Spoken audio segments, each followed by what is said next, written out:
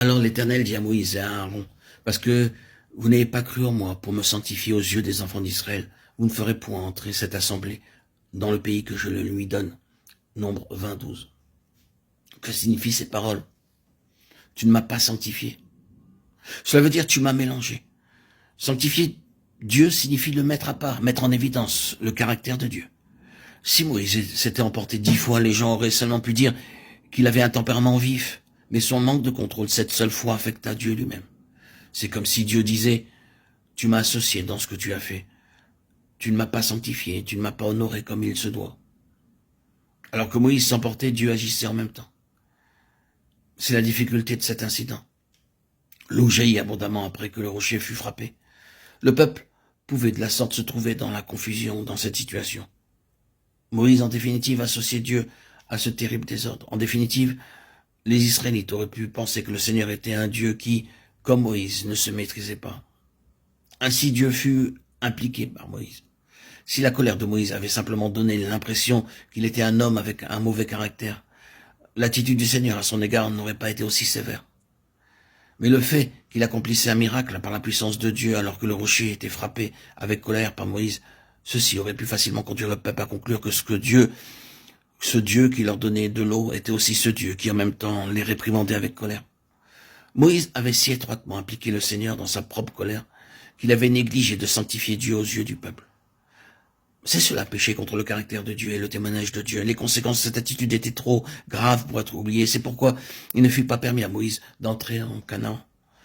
Nous ne pourrons jamais oublier la main d'Ouza en relation avec le péché contre le témoignage. Souvenons-nous comme Ouza fut frappé à mort près du char. Il avait étendu sa main pour retenir l'arche. 2 Samuel 6, 1, 7. Dieu s'était vraiment défendu lui-même en cette occasion. Nous disons souvent qu'Ouza fut frappé parce qu'il étendit une main charnelle pour retenir l'arche. Bien que cela soit vrai, l'explication et la leçon qui se dégagent de cet incident ne sont pas encore assez claires et profondes. Nous devons nous rappeler que l'arche était l'arche du témoignage. Avant que David ne soit établi roi, l'arche avait été prise par les Philistins. En ce temps-là, il n'y avait pas d'Ouza pour veiller sur elle. Cependant, elle fut capable de se défendre elle-même. Car souvenons-nous que quand quelques lieues de Philistie où elle fut transportée, l'arche ne chancela pas une seule fois, et cela bien que ni Ouza ou un autre Israélite n'en ait pris soin. Les Philistins ne purent rien tenter à l'égard de l'arche. Maintenant, l'arche était de retour parmi le peuple de Dieu. Avait-elle besoin d'un homme pour la soutenir? C'est sous cet angle que nous devons voir le péché d'Ouza. L'arche, qui avait su se défendre elle-même au milieu de ses ennemis, devait-elle maintenant avoir besoin parmi le peuple de Dieu des soins d'un homme? Dieu, souvenez-vous-en, avait toujours voulu que l'arche soit portée par les Lévites. Mais les Israélites, dans cette occasion, l'avaient placée sur un char à bœufs. Si toutefois elle tombait, cela était l'affaire du Seigneur. Une main d'homme étendue, quel qu'il soit, portait préjudice au témoignage de Dieu. C'est pourquoi Dieu ne laissa pas Ouza impuni. Or, apprenons cette leçon devant le Seigneur. Il y a de nombreuses choses que nous devons laisser à Dieu le soin de régler. Ceux qui ne le connaissent pas assez profondément essaient souvent de lui venir en aide. Lorsque nous nous arrêtons pour considérer la fin de toutes ces personnes dans le passé, nous remarquons un grand principe. C'est que nous ne pouvons pas nous permettre de pécher contre le témoignage du Seigneur.